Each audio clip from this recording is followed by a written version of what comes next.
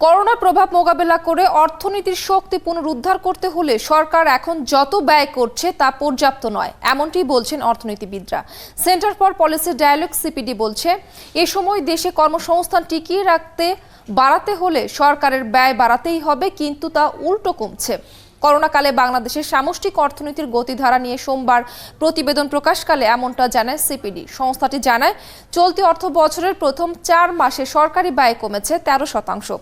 একই সাথে বার্ষিক উন্নয়ন কর্মসূচি বা এডিপি বাস্তবায়নের হারও বেশ নাজুক, যেখানে ব্যয় মাত্র 100 টাকায় 35 টাকা।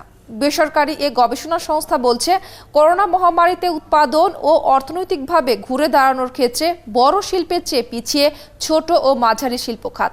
অর্থনীতি পুনরুদ্ধারে সরকারের দেয়া প্রণোদনা বৈষম্য বাড়াবে বলে শঙ্কা প্রকাশ করেছে তারা।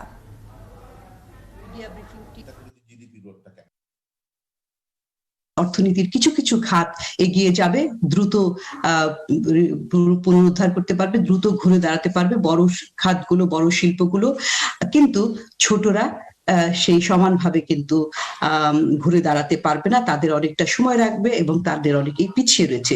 সুতরাং এখানে রিকভারির একটা ভিন্নতা রয়েছে, একই ধারায় একই গতিতে সবাই এগোতে পারবে না।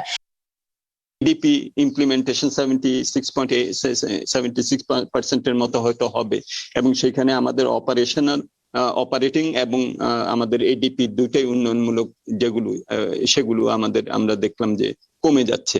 তো সেটা কিন্তু অর্থনীতিতে এই রিকভারির ক্ষেত্রে, টেকসই রিকভারির ক্ষেত্রে একটা আগামীতে এটার একটা বড় নেতিবাচক প্রভাব হবে।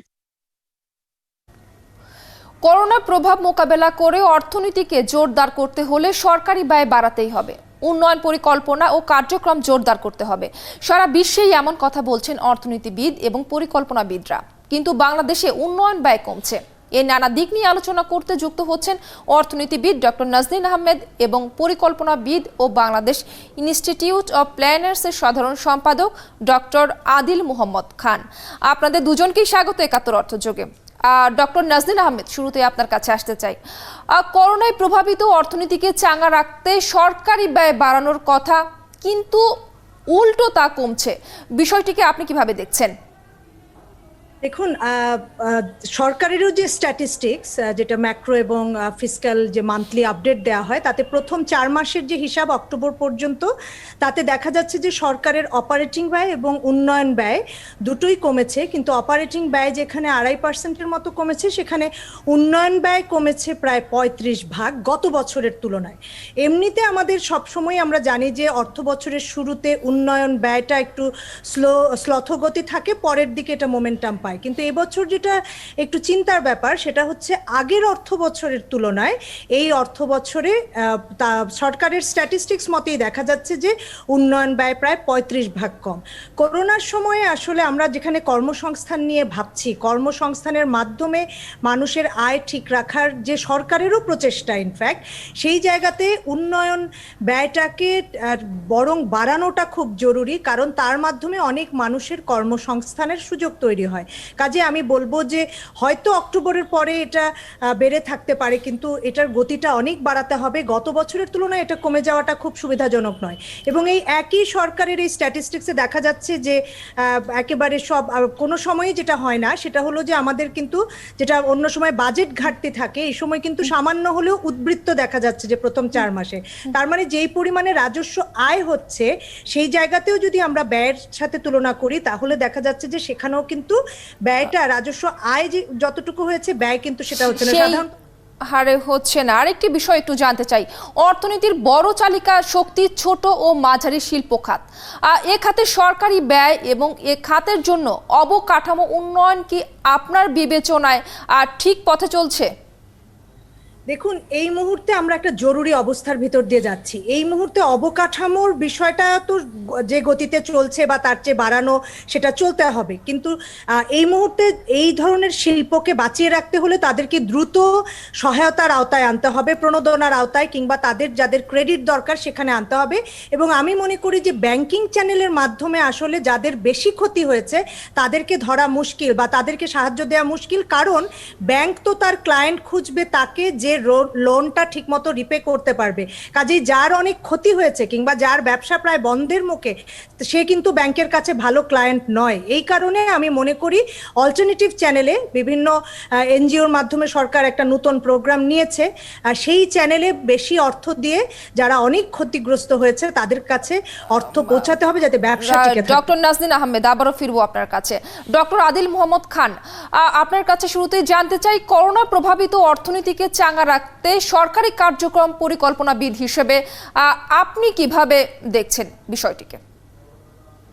জি ধন্যবাদ। করোনার সময় যেটা হয়েছে যে আমাদের সারা বাংলাদেশে কিন্তু দারিদ্র্যের যে জায়গাতে আমরা করোনার আগে এসেছিলাম, সারা দেশের কিন্তু দারিদ্র্য সীমার নিচে মানুষ অনেক বেশি চলে গিয়েছে, এবং তার ফলটা হয়েছে যেটা কি, আমাদের যে বর্তমানে যে উন্নয়ন পরিকল্পনার যে দর্শন, সেখানে কিন্তু আমাদের ঢাকা কেন্দ্রিক উন্নয়ন একটা দর্শনের মধ্যে আমরা চলছি। সেখানে বড় বড় অবকাঠামো ঢাকা কেন্দ্রিক হচ্ছে, কিন্তু সারা বাংলাদেশের এই যে দারিদ্র্য সীমার নিচে যারা নতুন করে গিয়েছে তাদেরকে টেনে তোলার জন্য যেই পরিমাণ আমাদের জব অ্যাক্টিভিটি, ক্ষুদ্র মাঝারি শিল্পগুলোকে যেভাবে বিকাশ করা দরকার, সেটার একটা বড় চ্যালেঞ্জে চলে গিয়েছে। বিশেষ করে উত্তরাঞ্চলের যে দারিদ্র্য, সেটা আগে যত ছিল এখন তার চেয়ে অনেক বেশি দারিদ্র্যপ্রবণ এলাকায় গিয়েছে, এবং সেই এলাকাগুলোতে রিলেটিভলি অবকাঠামো প্রকল্প কম।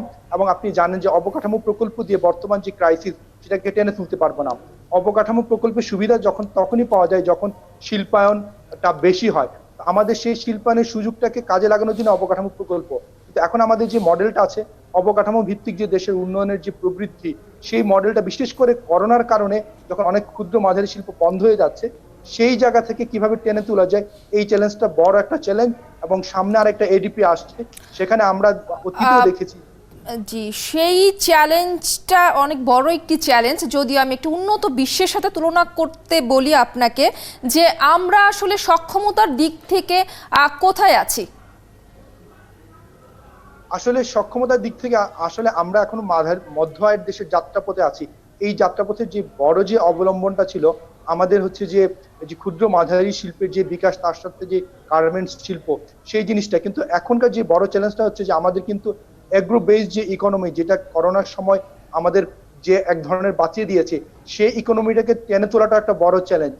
এই চ্যালেঞ্জটার সাথে আমরা সরকারের যে উন্নয়ন দর্শনটাকে যদি আমরা মিলাই, সেটা মেজর চ্যালেঞ্জটা হবে যে আমাদের উন্নয়নটা শুধুমাত্র একটা কতিপয় রিজনে সেন্টার্ড হয়েছে, কিন্তু সারা বাংলাদেশে উন্নয়নটা সরিয়ে যেতে পারছি না। এইটাই মনে হয় আমাদের দীর্ঘদিন ধরে বলে আসছি যে উন্নয়নের ক্ষেত্রে যে এলাকা ভিত্তিক যে বৈষম্য, স্বাধীনতার 50 বছর পরেও আমাদেরকে বলতে হচ্ছে, এই বৈষম্যটাকে অ্যাড্রেস করার জন্য কিন্তু এক দশক আগেও সরকার কিন্তু বলেছিল যে, সরকারের তখনকার চিন্তা ভাবনা ছিল যে আমরা কিভাবে উন্নয়নটাকে স্পেশালি সব জায়গায় ছড়িয়ে দিতে পারি। এই এক দশক পরেও দেখা যায় যে প্রজেক্ট ভিত্তিক যে উন্নয়নগুলো নেওয়া হচ্ছে, আমাদের এডিপির যে বরাদ্দে, সেখানে কিন্তু স্থানিক বিষয়গুলো আসছে না, সেক্টরাল অ্যালোকেশনটাই চলছে। তো এই জায়গা থেকে কিন্তু আমাদের বেরিয়ে আসতে হবে। জেলা ভিত্তিক যে বাজেট তৈরি করার কথা, সেটা সরকার নিজে থেকে বেশ কয়েক বছর ধরে বলছে, কিন্তু সেটার উদ্যোগটা অতি শ্লথ। এবং বরঞ্চ বড় প্রকল্পের দিকে যে সরকারের যে অতি নির্ভরতা, এই বড় প্রকল্প থেকে বের হয়ে আমাদের চিন্তা করতে হবে যে উন্নয়নের প্রকল্পের যে গুণগত মান, সে মানটা, এবং সেটা কিভাবে সারা বাংলাদেশের যে দারিদ্র, নতুন করে অতি দারিদ্রে যে পড়ে গেছে যে বিশাল সংখ্যক মানুষ, সেই মানুষকে কিভাবে এই উন্নয়নের সুফল দিতে পারি। একই সাথে আমি আরেকটা জিনিস অতি গুরুত্ব দিব, বাংলাদেশে যে সামাজিক নিরাপত্তা। ডক্টর আদিল মোহাম্মদ খান, আবারও ফিরবো আপনার কাছে। আর ডক্টর নাজনীন আহমেদ, আবারও আপনার কাছে আসতে চাই। করোনা প্রভাবিত অর্থনীতির বড় চ্যালেঞ্জ মানুষের কাজ টিকিয়ে রাখা এবং নতুন কর্মসংস্থান করা। করোনাকাল শেষ হতে যাচ্ছে, এমনটি ভাবলে কর্মসংস্থান বাড়ানোর জন্য সরকারকে কি কি করতে হবে বলে মনে করেন?